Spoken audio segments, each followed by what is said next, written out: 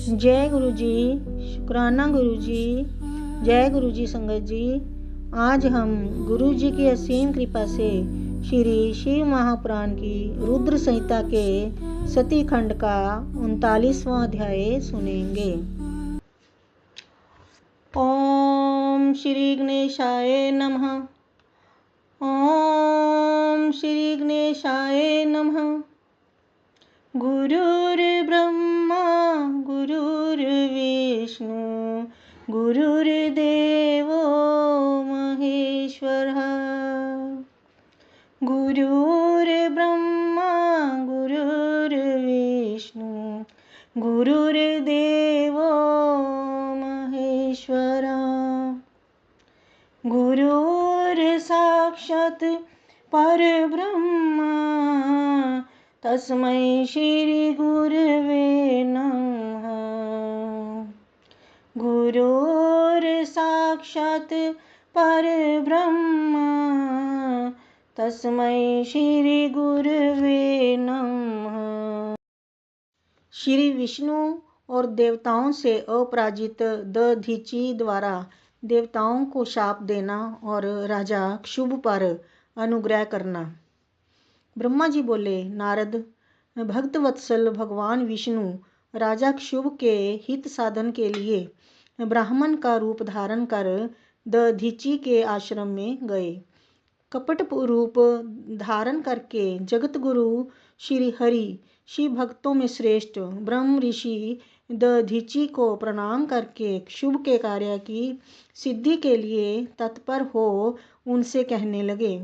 विष्णु बोले, हे दधीचि, शिव की आराधना में तत्पर रहने वाले हे विप्रशे, हे अव्यय, मैं आपसे एक वर मांगता हूँ, कृपा करके उसे आप मुझे दीजिए। ब्रह्मा जी बोले, शुभ की कार्य सिद्धि चाहने वाले देव विष्णु के द्वारा याचित परम शिव भक्त दधीचि विष्णु से शीघ्र यह वचन कहने लगे। दधीचि बोले, हे विप्र, मैंने आपका अभीष्ट जान लिया है। आप भगवान श्री हरि शुभ के कार्य के लिए ही यहाँ ब्राह्मण का रूप धारण कर आए हैं। आप तो मायावी हैं। हे देवेश, हे जनार्दन, शिवजी की कृपा से मुझे भूत भविष्य और वर्तमान इन तीनों कालों का ज्ञान सदा रहता है। मैं आप श्री हरि विष्णु को जानता हूँ। हे सुव्रत, इस ब्राह्मण वेश को छोड़िए। दुष्ट बुद्धि वाले क्षुभ ने आपकी आराधना की है। हे भगवन, हे हरे, मैं आपकी भक्त वत्सलता को जानता हूँ। यह छल छोड़िए, अपने रूप को ग्रहण कीजिए और भगवान शंकर का स्मरण कीजिए। शंकर की आराधना में लगे रहने वाले मुझसे यदि किसी को भय हो तो आप उसे यत्नपूर्वक सत्य की शपथ के साथ कहिए। शिव के स्मरण में आसक्त बुद्धि वाला मैं कभी झूठ नहीं बोलता। मैं इस संसार में किसी देवता या दैत्य से भी नहीं डरता। विष्णु बोले, उत्तम व्रत का पालन करने वाले हे दधीचि, आपका भय तो सर्वथा नष्ट ही है, क्योंकि आप शिव की आराधना में तत्पर रहते हैं और सर्वज्ञ हैं।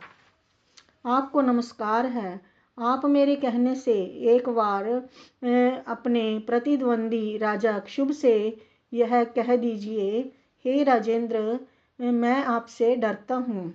ब्रह्मा जी बोले, विष्णु का यह वचन सुनकर भी शिव भक्तों में श्रेष्ठ महामुनि दधीचि हंसकर निर्भय हो कहने लगे।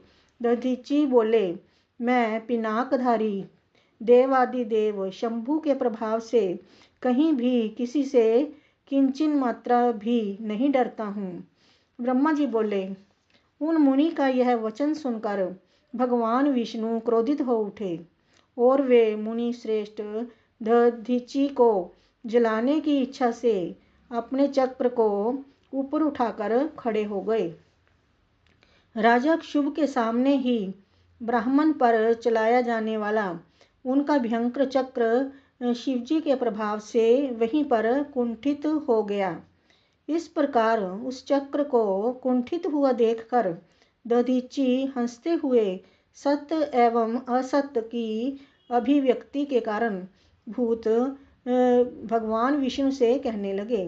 दधीची बोले, हे भगवान, आपने पूर्व समय में तपस्या के प्रयत्न से शिवजी से सुदर्शन नामक अत्यंत दारुण जिस चक्र को प्राप्त किया है, शिवजी का वह शुभ चक्र मुझे नहीं मारना चाहता है। तब भगवान श्री हरि ने क्रुद्ध होकर क्रम से सभी अस्त्रों को उन पर चलाया। इस पर दधीची ने कहा, अब आप ब्रह्मास्त्र आदि बाणों से तथा अन्य प्रकार के अस्त्रों से प्रयत्न कीजिए। ब्रह्मा जी बोले। दधीची के वचन को सुनकर भगवान विष्णु उन्हें अपने सामने अत्यंत तुच्छ मनुष्य समझकर क्रोधित हो अन्य प्रकार के अस्त्रों का उन पर प्रयोग करने लगे। उस समय एकमात्र उस ब्राह्मण से युद्ध करने के लिए मूर्ख देवता भी आदरपूर्वक विष्णु की सहायता करने लगे। विष्णु पक्षीय इंद्र आदि देवगण भी दधीची के ऊपर बड़े वेग से अपने अपने अस्त्र शस्त्र शीघ्र चलाने लगे। तब वज्र हुई अस्थियों वाले जितेंद्रिय दधीची ने शिवजी का स्मरण करते हुए मुट्ठी भर कुशा लेकर सभी देवताओं पर प्रयोग किया। हे मुने, शंकर जी के प्रभाव से मुनीश्वर दधीची के द्वारा प्रयुक्त वह मुट्ठी भर कुशा काल अग्नि के समान दिव्य त्रिशूल बन गया। चारों ओर से जलता हुआ प्रलय अग्नि से भी अधिक तेज वाला तथा ज्वालाओं से युक्त वह शैव अस्त्र आयुधों सहित समस्त देवताओं को भस्म करने का विचार करने लगा। उस समय विष्णु, इंद्र आदि मुख्य देवताओं के द्वारा जो अस्त्र छोड़े गए थे वे सभी उस त्रिशूल को प्रणाम करने लगे। तब नष्ट पराक्रम वाले सभी स्वर्गवासी देवगण इधर उधर भागने लगे। मायावियों में श्रेष्ठ स्वामी विष्णु ही एकमात्र भयभीत हो वहां स्थित रहे। तब पुरुषोत्तम भगवान विष्णु ने अपने शरीर से अपने ही समान हजारों एवं लाखों दिव्य गणों को उत्पन्न किया। हे देवऋषि, तदनंतर विष्णु के वीरगण अकेले शिव स्वरूप दधीची से युद्ध करने लगे। तदनंतर शिव भक्तों में श्रेष्ठ महर्षि दधीची ने रण में उन गणों के साथ वहां बहुत युद्ध कर सहसा उन सबको जला दिया। तब माया विशारद भगवान विष्णु महर्षि दधीची को विस्मित करने के लिए शीघ्र ही विश्व मूर्ति हो गए। ब्राह्मण श्रेष्ठ दधीची ने उस समय उन विष्णु के शरीर में हजारों देवता आदि को और अन्य जीवों को देखा। उस समय विश्व मूर्ति के शरीर में करोड़ों भूत, करोड़ों गण तथा करोड़ों ब्रह्मांड विद्यमान थे। इन सभी को देखकर दधीची मुनि जगतपति, जगत स्तुत्य, अजन्मा तथा अविनाशी उन भगवान विष्णु से कहने लगे। दधीची बोले, हे महाबाहो, आप माया को त्याग दीजिए। विचार करने से सब प्रतिभास मात्र प्रतीत होता है। हे माधव, मैंने भी हजारों दुर्विज्ञ वस्तुओं को जान लिया है। अब आप निरालस्य होकर मुझ में अपने सहित ब्रह्मा, रुद्र तथा संपूर्ण जगत को देखिए। मैं आपको दिव्य दृष्टि देता हूँ। ब्रह्मा जी बोले। इस प्रकार कहकर भगवान शिव के तेज से पूर्ण शरीर वाले दधीची मुनि ने अपने शरीर में समस्त ब्रह्मांड को दिखाया। तत्पश्चात शिव भक्तों में श्रेष्ठ बुद्धिमान दधीची मन में शंकर का स्मरण करते हुए निर्भय होकर देवेश भगवान विष्णु से कहने लगे। दधीची बोले, हे हरे, आपकी इस माया से अथवा मंत्र शक्ति से क्या हो सकता है। आप श्रेष्ठ कामना करके यत्न पूर्वक मुझसे युद्ध कीजिए। ब्रह्मा जी बोले, तब उन मुनि का यह वचन सुनकर विष्णु शिवजी के तेज से निर्भय होकर उन मुनि पर अत्यंत कुपित हो उठे। उस समय जो देवता भाग गए थे वे भी प्रतापी दधीची से युद्ध करने की इच्छा से उन नारायण देव के पास आ गए। इसी बीच मुझे साथ लेकर राजा क्षुभ वहां आ गए।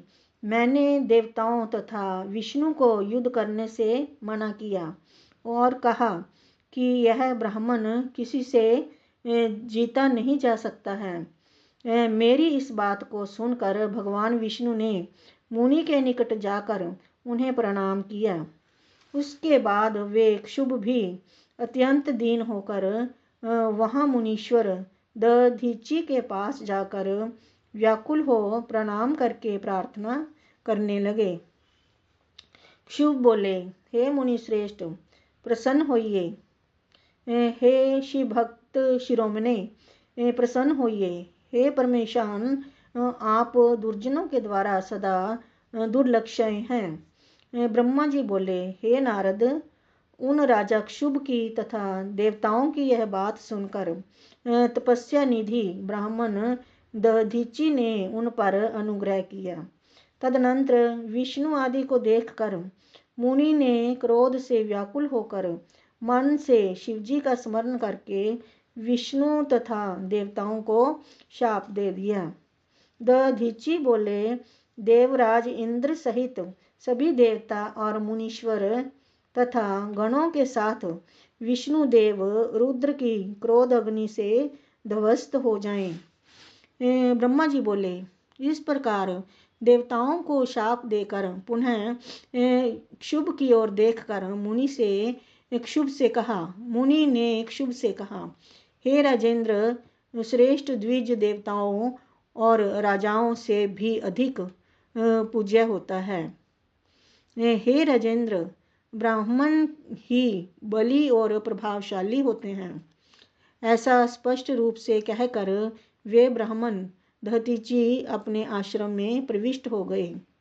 तत्पश्चात दधीची को नमस्कार करके क्षुभ अपने घर चले गए और भगवान विष्णु भी जैसे आए थे उसी तरह देवताओं के साथ अपने बैकुंठ लोक को लौट गए। इस प्रकार वह स्थान स्थानेश्वर नामक तीर्थ के रूप में प्रसिद्ध हो गया। स्थानेश्वर में पहुंचकर मनुष्य शिव का सायुज्य प्राप्त कर लेता है। हे तात, इस प्रकार मैंने आपसे संक्षेप में क्षुभ और दधीची का विवाद कह दिया और शंकर को छोड़कर ब्रह्मा और विष्णु को जो शाप प्राप्त हुआ उसका भी वर्णन किया।